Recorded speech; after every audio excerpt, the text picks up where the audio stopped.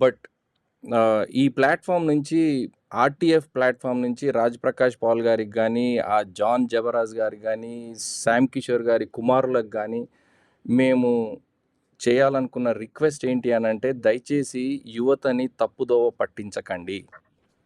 Yes. దయచేసి యువతని తప్పుదోవ పట్టించకండి. మా గుండెలు రగిలిపోతా ఉన్నాయి.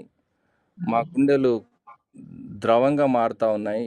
చాలా బాధతో ఈ విషయం చెప్తా ఉన్నా. మీ మనోభావాలు దెబ్బతింటే అందుకు క్షమాపణ అనేది కాదు. సంఘానికి నష్టం చేయకండి. మీకు మీ మీ చేతులు మా చేతులు జోడించి మిమ్మల్ని రిక్వెస్ట్ చేస్తా ఉన్నా. మిమ్మల్ని గుడ్డిగా ఫాలో అయ్యే యవనస్తులు చాలామంది ఉన్నారు.